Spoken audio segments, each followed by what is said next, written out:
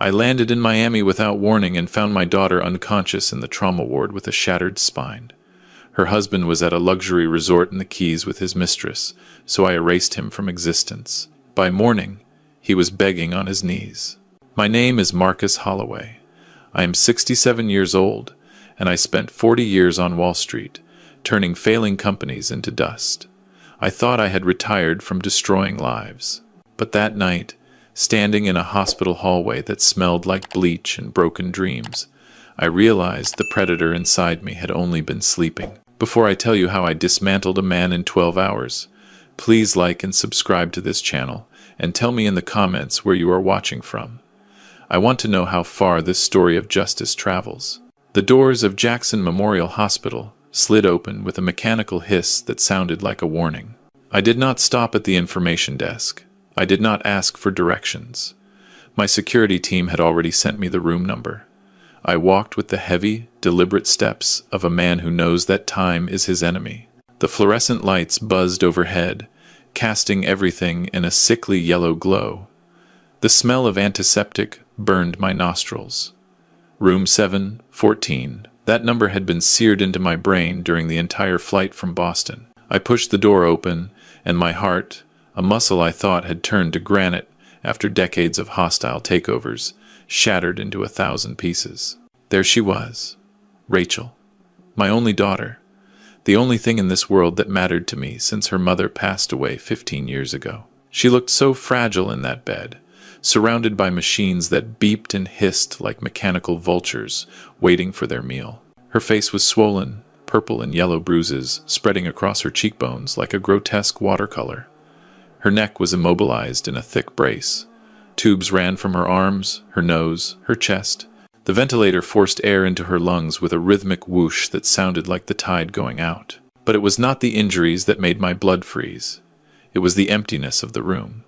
The chair beside her bed was pushed against the wall, cold and unused. There were no flowers on the windowsill. There was no jacket draped over a chair.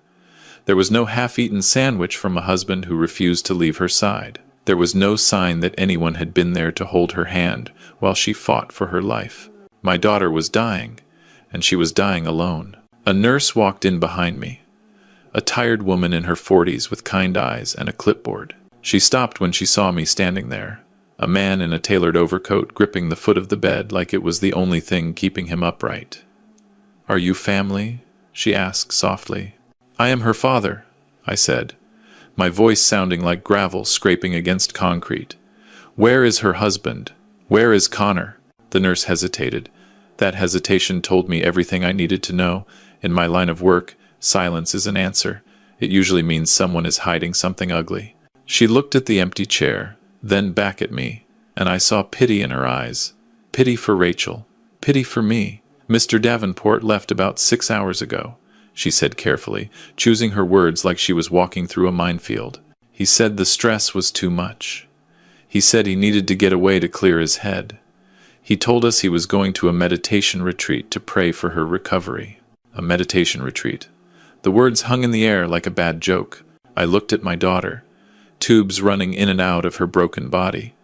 3 years ago, I had walked her down the aisle and handed her to Connor Davenport. I had given them a wedding gift that most people would consider a fortune. $2 million. I bought them a penthouse in Brickell because I wanted my daughter to be safe. I wanted her to have a husband who would protect her, cherish her, and sit in a damn uncomfortable hospital chair when she was hurt.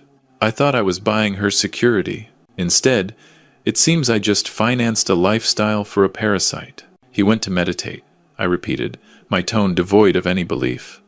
"Yes, sir," the nurse said, though she did not look convinced either. "He seemed very upset. He said he was going to the Everglades, to some spiritual center." I nodded slowly. I did not raise my voice. I did not frighten the nurse. It was not her fault. I simply pulled out my phone. My hands were steady now. The shock had passed, replaced by a cold, surgical focus. I knew Connor. I knew the man who spent more time at the gym than he did at his job. I knew the man who always ordered the most expensive bottle at dinner without knowing how to pronounce the vineyard. Connor did not meditate.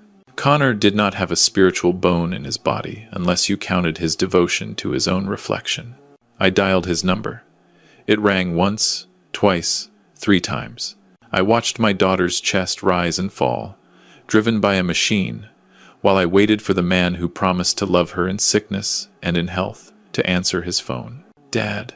Connor's voice came through the speaker, a theatrical whisper designed to sound like a man overcome with grief. "I am so glad you called. I could not stay there, Dad. It was killing me to see her like that." "Connor," I said, keeping my voice level. "I am at the hospital. The room is empty." "Where are you?" "Oh, Dad," he sighed, a sound that was supposed to mimic exhaustion. "I am at this wellness center in the Glades. I needed to reconnect with my inner peace so I could be strong for Rachel. I just could not handle the machines, you know? The beeping. It was destroying my soul. I am doing chakra work right now, healing energy for her. It was a good performance, almost convincing, except for one thing. Connor was careless. He had not muted his surroundings properly. In the background, beneath his fake spiritual crisis, I heard something. It was not the silence of a meditation retreat. It was not the chirping of birds or the gentle sound of nature. It was a rhythmic thumping, a heavy bass beat, and then the distinct sound of a woman laughing, high and carefree, followed by the splash of water. "You are at a wellness center?" I asked, my eyes narrowing as I watched the heart monitor tracking my daughter's struggle. "Yes, Dad," Connor lied, the bass in the background getting louder for a second, as if a door had opened. "Very peaceful here. I am visualizing her recovery right now. Please tell me there is good news from the doctors." "There is news, Connor," I said, my voice dropping to a register that used to make CEOs sweat in boardrooms. "Stay there. Keep meditating. I will handle everything here." I hung up before he could say another word. I stood in the silence of that hospital room, but my head was full of noise. I looked at my daughter one last time. I brushed a strand of hair from her forehead. Her skin was cold, like touching marble. "I promise you, Rachel," I whispered. "He will pay for this." I walked out of the room and signaled to the head of my security detail, a former FBI agent named Garrison who had been with me for 15 years. "Track him," I ordered. "We already have, sir," he replied, handing me a tablet. "His phone is not pinging anywhere near the Everglades. He is in Key West." I looked at the map. The blinking blue dot was stationary at a resort, the Sunset Harbor Club. "He is at a resort," Garrison confirmed. "The presidential suite, booked under a corporate card from his company." He was not meditating. He was vacationing at a 5-star resort while my daughter lay with a broken spine in intensive care. The rage that filled me was not hot. It was absolute zero. It was the kind of cold that burns. I did not just want to hurt him. I wanted to erase him. I wanted to turn his existence into ashes before the sun came up. Just then, the attending physician came around the corner, looking exhausted. He spotted me and rushed over, sweat beading on his forehead. "Mr. Holloway, thank God you are here," he said breathlessly. "We need to perform emergency surgery to stabilize her spine. There is severe swelling around the spinal cord. If we do not operate within the next few hours, she could be permanently paralyzed. But we need consent from the next of kin." I frowned. Her husband, Connor. Did he not sign the forms before he left? The doctor shook his head, his face grim. "That is the problem. We called him multiple times. He said he needed to consult with his lawyer about the liability implications before authorizing any procedures. He mentioned something about malpractice concerns and wanting to review the hospital's success rates. The world stopped. It was not just neglect. It was not just a vacation. He was stalling. He was letting the clock run out. He wanted her to become a vegetable, or worse. I looked at the doctor. "Bring me the papers. I will sign everything. Do whatever you have to do to save her." As the doctor ran back to get the consent forms, I took out my phone again. But this time I did not call Connor. I called Victoria Chen, my personal attorney, a woman who had more kills in the courtroom than most soldiers have in combat. "Wake up, Victoria," I said. "We have a situation. I want Connor Davenport destroyed by sunrise. I want his accounts frozen, his assets seized, and every debt he has ever taken called in immediately. I am going to Key West. By the time I arrive, I want to own the ground he is standing on. This was not going to be a simple divorce. This was going to be an execution. And Connor Davenport had no idea that the executioner was already sharpening his blade. I hung up, and the silence in that hospital corridor felt heavier than lead. Connor was meditating, doing chakra work, sending healing energy. The lies dripped from his mouth like sewage. I signed the surgical consent forms with a fountain pen that had closed deals worth billions. It was a document that said if she died on that table, I would not sue. It was a document that said I was taking full responsibility for my daughter's life. The surgeon looked at me with relief and ran toward the operating room, shouting orders to his team. I watched them wheel Rachel through the double doors. I saw the lights of the surgical theater flicker on. My job in that building was done. Now I had work to do elsewhere. I turned to Garrison. Get the jet ready. We are going to Key West. And Garrison, find out everything about this accident. Everything. The official report says she lost control of her car on I-95, Garrison said, pulling up files on his tablet. Hit the median barrier at 70 miles per hour. Car flipped 3 times. Lost control, I repeated. Rachel has been driving since she was 16. She has never had an accident. She does not speed. She does not text and drive. She is the most careful driver I have ever known. I looked at the police report on Garrison's tablet. Something felt wrong. Rachel's car, a Mercedes SUV I had bought her last year, was one of the safest vehicles on the road. It had every safety feature imaginable. Get me the vehicle, I said, whatever is left of it. I want our forensics team to examine every piece. Within an hour, I was on my private jet, heading south. The flight to Key West was 90 minutes. 90 minutes to plan, to strategize, to set the trap. I sat in the leather seat, staring out at the darkness below, thinking about the man who had married my daughter, Connor Davenport, the charming entrepreneur with the perfect smile and the empty soul. I knew what he was the moment I met him. I saw the way he looked at our home, not with appreciation, but with calculation. I saw the way he asked about my retirement plans, about my estate, about my investments. But Rachel was in love. She was glowing with happiness. She begged me not to ruin it with my suspicions. He is different, Daddy, she had said, her eyes shining with tears. He loves me for me, not for your money. Please, just be happy for me. So I relented. I let her marry him without the prenup I wanted. I gave them the penthouse. I invested in his tech startup that never seemed to produce anything but excuses. I thought if I filled his pockets enough, he would not need to empty hers. I was a fool. A rich, powerful fool. My phone buzzed. It was Victoria. Tobias, she said, her voice sharp. I have been pulling his financial records. It is worse than we thought. Tell me, I said. The penthouse you bought them. He took out a second mortgage on it 8 months ago. Borrowed $1.8 million against the property. That is impossible, I said. The deed is in both their names. He would need Rachel's signature. He forged it, Victoria said. I have a handwriting expert reviewing the documents now, but it is clear as day. The signature is a fake. He borrowed the money without her knowledge. Where did the money go? Gone, Victoria replied. I traced the transfers. He moved it all to offshore accounts, then into a series of failed cryptocurrency investments and sports betting platforms. He lost everything, every single cent. He is drowning, Marcus. The lender has already sent a notice of default. They were going to foreclose next month. The pieces clicked together with horrifying clarity. The accident, the delayed medical consent, the vacation while she lay dying. It was not just negligence. It was not just cowardice. It was calculated. He needed her gone. He needed her to die so he could collect whatever was left. Did he have insurance? I asked, my voice barely a whisper.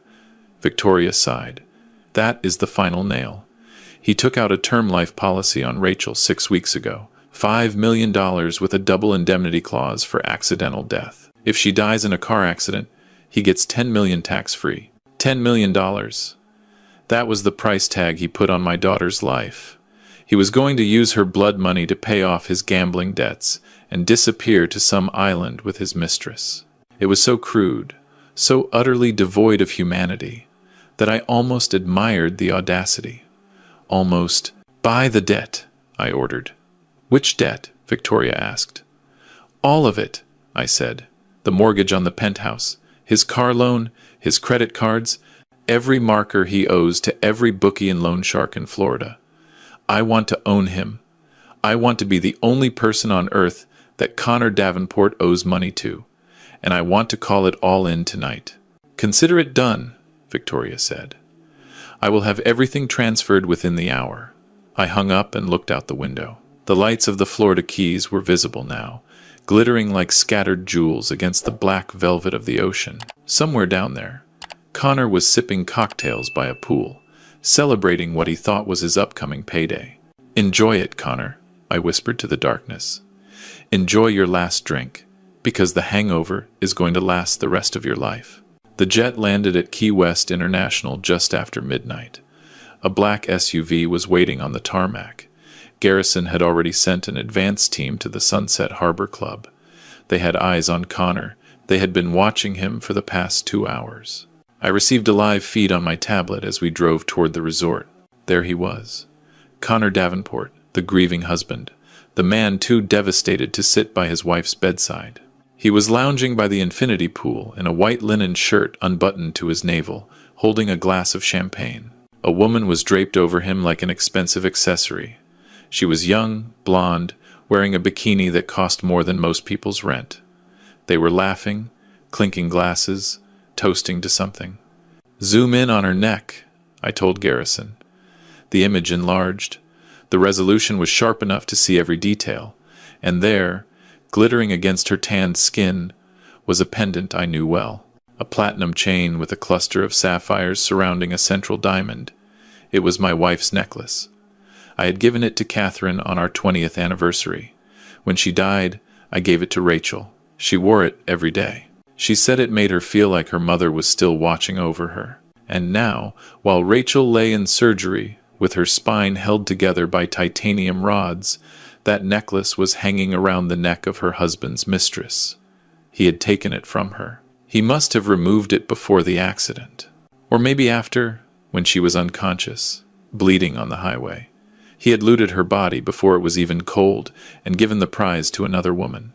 That was the moment the last shred of mercy evaporated from my soul. I wanted him arrested, but arrest is temporary. Lawyers negotiate, judges grant bail. The system is slow. I wanted something faster. I wanted something permanent. I wanted to strip him of everything he thought he had until he was naked and shivering in the cold, just like he left my daughter on that highway. I called Victoria. "Execute the protocol," I said. "Are you certain?" she asked. "This is the nuclear option. Once we push this button, there is no going back. Look at the feed, Victoria. Look at her neck." There was silence on the line. Then I heard a sharp intake of breath. "Is that Catherine's necklace?" she whispered. "Yes," I said. "It is." "Burn him," Victoria said, her voice cold as steel. "I am executing the transfers now. You will own his entire existence within 30 minutes. I hung up and watched the feed. Connor was kissing the woman now, sloppy and drunk. His phone was sitting on the table beside his champagne glass, untouched, unchecked. He had not called the hospital once. He had not asked about Rachel. He was already spending the money he thought he was going to inherit. I checked my watch. The surgery should be finishing soon. I needed to know she was alive before I moved on Connor. My phone rang. It was the hospital. "Mr. Holloway," the surgeon's voice came through, tired but relieved. "The surgery was successful. We stabilized her spine. She is in recovery now. She is going to live." The weight that lifted from my chest was indescribable. She was alive. My girl was alive. "Thank you," I said. "Thank you. Keep her safe. No one gets into that room without my authorization. No one." I hung up and looked at the tablet. Connor was ordering another bottle of champagne. He had no idea that his wife had just survived. He had no idea that his murder plot had failed. And he had no idea that the man who built a fortune on destroying corporations was about to turn that same focus on him. "Let us go," I said to my driver. "The party is over." The Sunset Harbor Club was exactly the kind of place Connor would choose. Expensive, exclusive, designed to impress people with more money than taste. The lobby was all white marble and crystal chandeliers. The staff wore uniforms that cost more than most people's cars.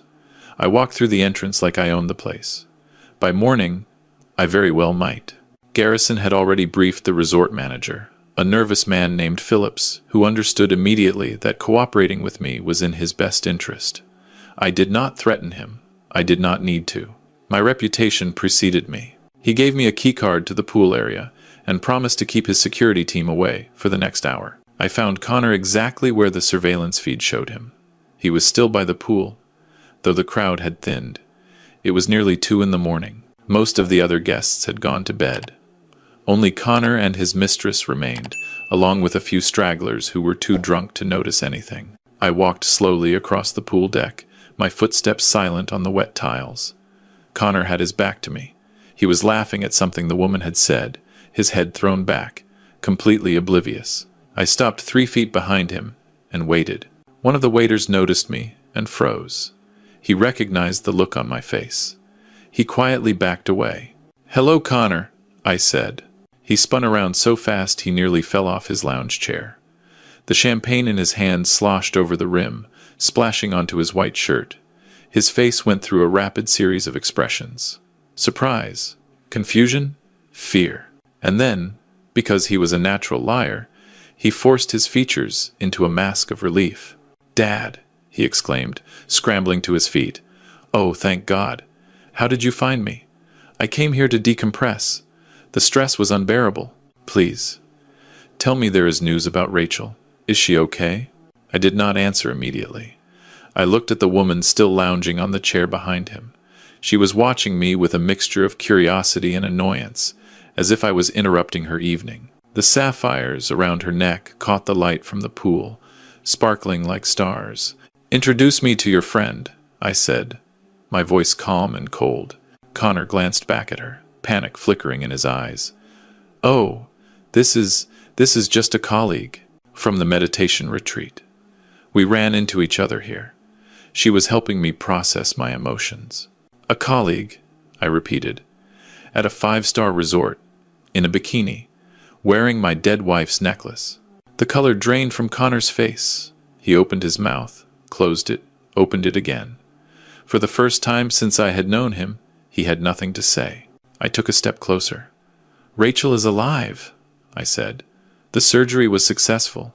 She is going to recover." I watched his face carefully. I expected him to look relieved. I expected him to at least pretend to be happy. Instead, for just a fraction of a second, I saw something else. Disappointment. It was there and gone in an instant, but I caught it. He was disappointed that his wife had survived. "That is wonderful," Connor said, forcing enthusiasm into his voice. "Thank God. I should fly back immediately. I need to be by her side." "No," I said. "You are not going anywhere."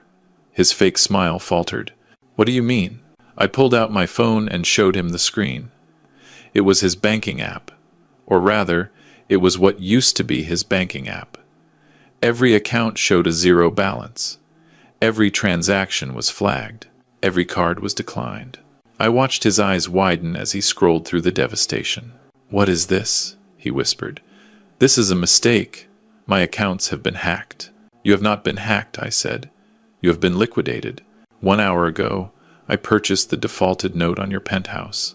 30 minutes ago, I acquired your car loan, your credit card debt, and every personal marker you owe to every gambling operation from Miami to Vegas. You are not just broke, Connor. You are negative. You owe $6 million, and you owe it all to me." Connor's hands were shaking now. The phone nearly slipped from his fingers. "You cannot do this," he stammered. "This is illegal. This is theft." "It is not theft," I said. "It is debt collection, and as the holder of your loans, I am exercising my right to accelerate repayment. You have 24 hours to pay me $6 million, or I foreclose on everything. Your home, your car, your clothes, the watch on your wrist. It all belongs to me now." Connor looked around wildly, as if expecting someone to come save him. The woman on the lounge chair was already gathering her things, edging away from the scene. She could smell the failure on him. She knew the gravy train had derailed. "Vanessa," Connor called out, desperation cracking his voice. "Wait. Do not leave." He grabbed her arm. She shook him off with a look of disgust. "Do not touch me," she snapped. "I knew this was too good to be true. You told me you were rich. You told me you were about to come into a fortune." She laughed. A cruel, cutting sound. "You are pathetic." She ripped the necklace from her throat and threw it at his feet. "Keep your stupid jewelry. I am out of here." She grabbed her cover-up and stormed away without looking back. Connor watched her go, his mouth hanging open. His world was collapsing around him, and he could not stop it. I bent down and picked up the necklace. The sapphires were warm from her skin. I held them up to the light, watching them sparkle. "Do you know what these are?" I asked Connor. He did not answer. "These belong to my wife," I continued. "I gave them to Rachel on her wedding day. She treasured them more than anything she owned. And you stole them. You ripped them off her neck and gave them to your whore." "I did not steal them," Connor blurted out. "Rachel gave them to me. She wanted Vanessa to have them. She said—" She stopped. He knew how absurd the lie sounded. I stepped closer until I was inches from his face. "I am going to tell you what is going to happen now," I said, my voice barely above a whisper. "You are going to walk out of this resort. You are going to get on a bus, because your car is being repossessed as we speak. You are going to go back to Miami, and you are going to turn yourself in to the police." "Turn myself in," Connor laughed, a desperate, hysterical sound. "For what? You cannot prove anything. The accident was just an accident. The investigation already concluded it was driver error." I smiled. It was not a nice smile. "You mean the accident where my daughter's car mysteriously lost its brakes on a straight stretch of highway? The accident where a vehicle with 3 redundant safety systems all failed at the exact same moment? I had my forensics team examine the wreckage, Connor. Do you know what they found?" His face went white. "They found that the brake lines had been cut," I said. "Professionally, almost expertly, but not quite expertly enough. They also found traces of a chemical compound on the lines that is commonly used to delay the corrosion. Someone wanted those brakes to fail, but not immediately. Someone wanted it to happen after the car had been driven for a while. Someone wanted it to look like mechanical failure." "That is ridiculous," Connor whispered, but his voice had no conviction. "That is insane. Why would I do that?"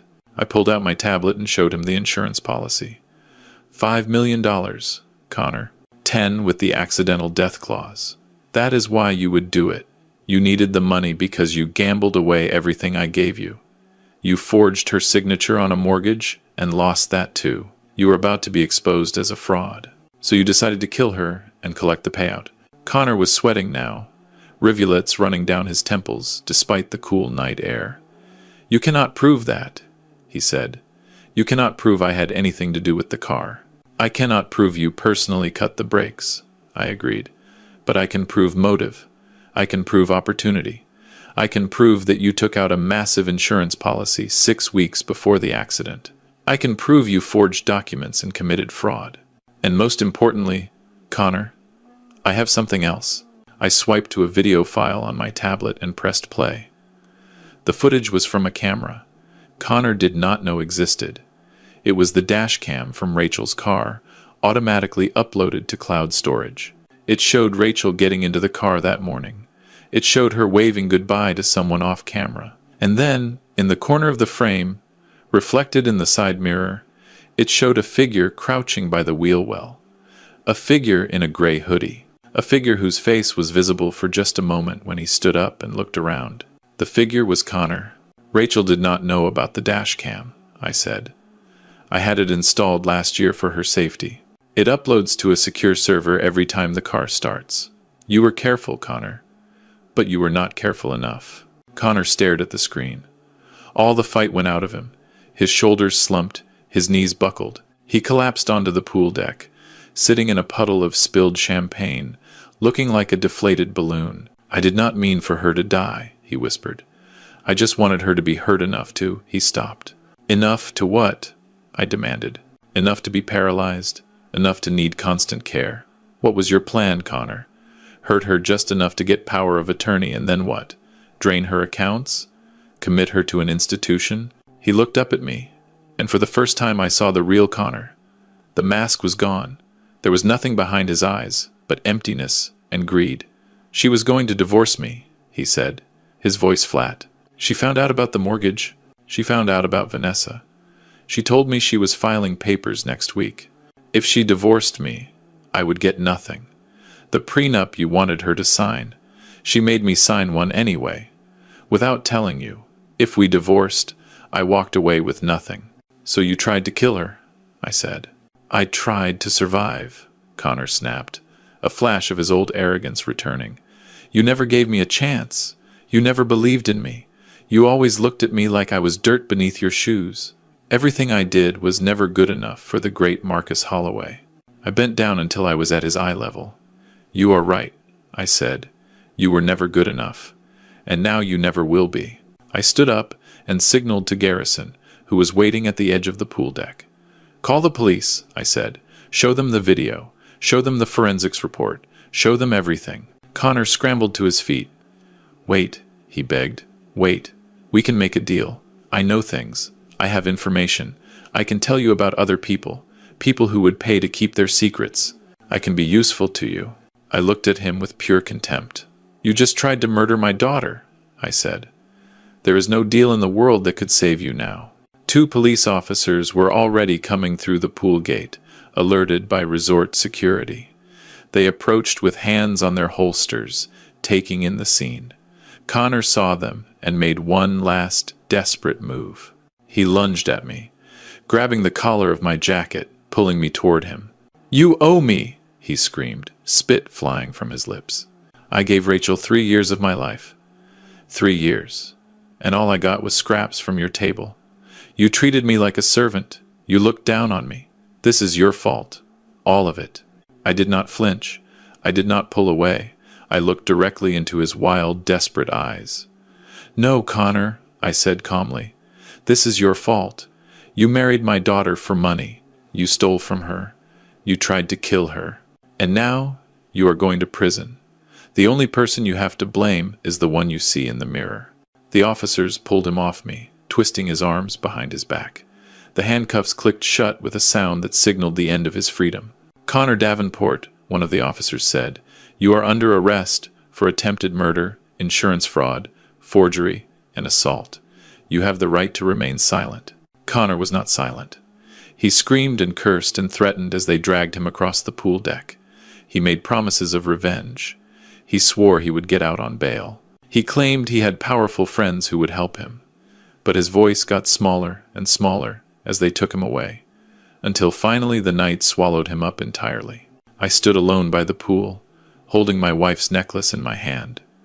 The water was still and silent, reflecting the stars above. The champagne bottles lay overturned on the ground, their contents mixing with the puddles of chlorinated water. I thought about Rachel. I thought about the doctors working to save her spine.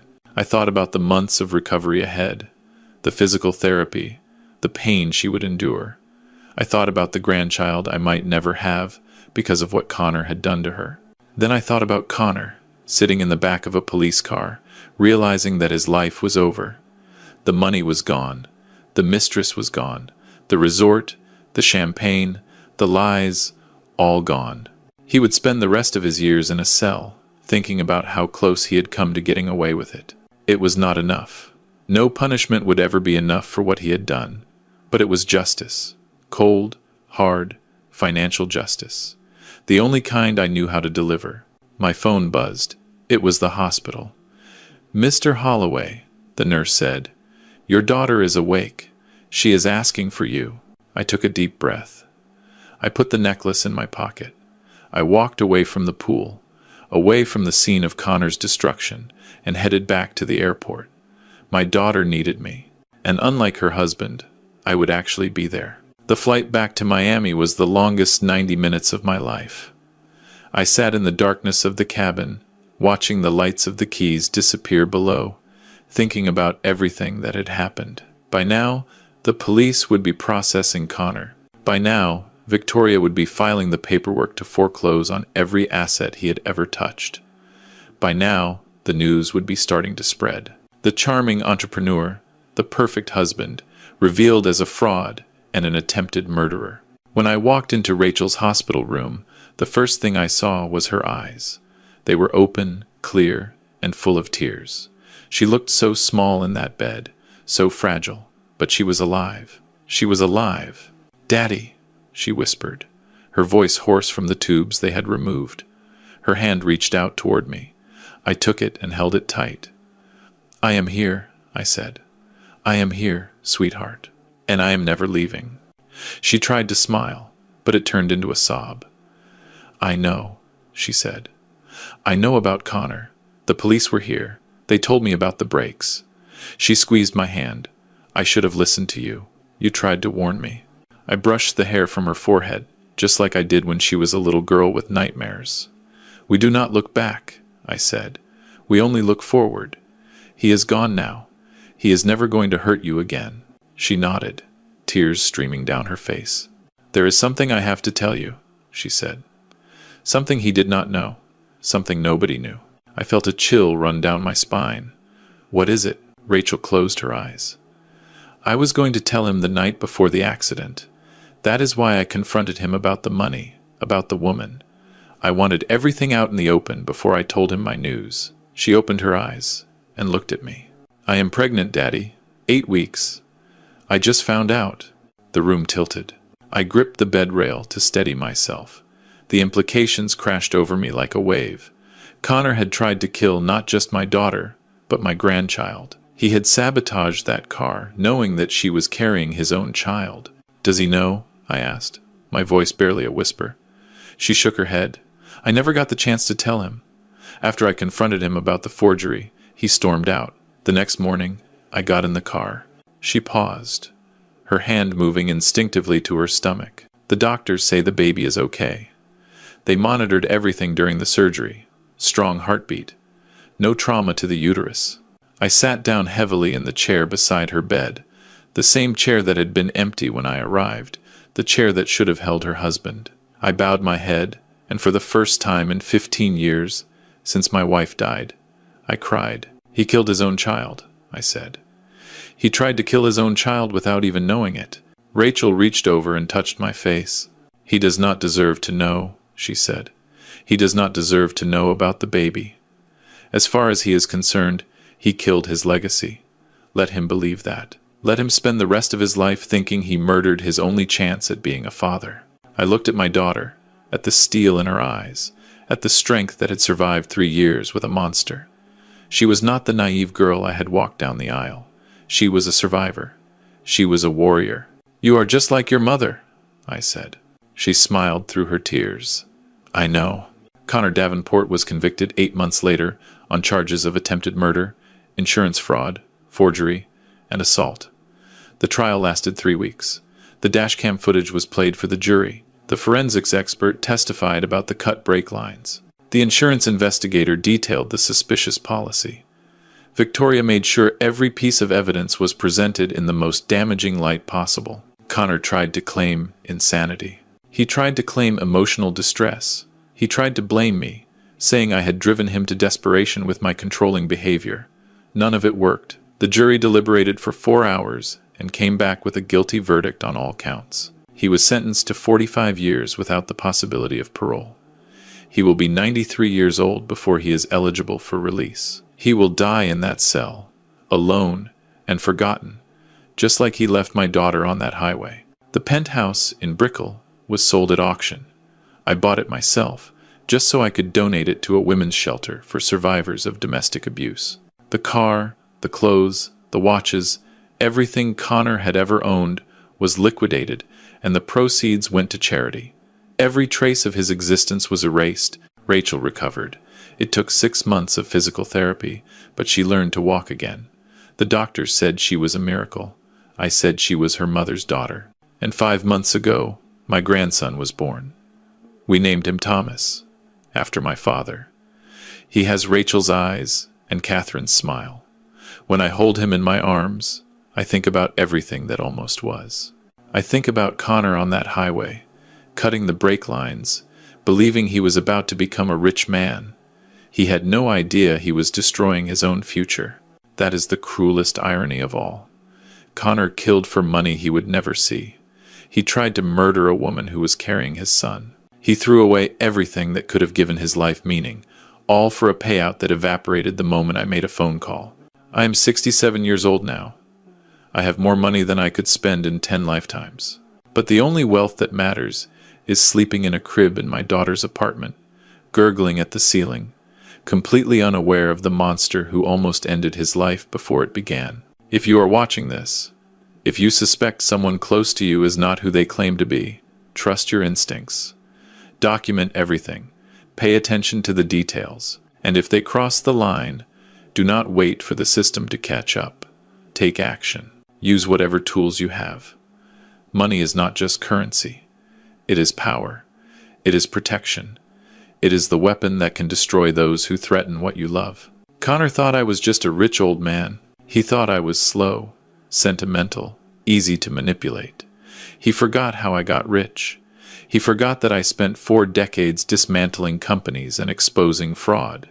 He thought he was the predator. He did not realize he had walked into the den of something far more dangerous. Do not ever come for my family. Because I do not just have money. I have patience, I have resources, and I have a memory that never fades. If you cross the line, I will not just sue you. I will erase you. I will wait until you think you are safe, until you think you have won, and then I will turn off the lights. This is Marcus Holloway, signing off. If you believe in protecting family at all costs, hit that subscribe button and share this story. Let it be a warning to anyone who thinks they can hurt the people we love and get away with it. Stay vigilant, stay strong, and never sign anything without reading the fine print.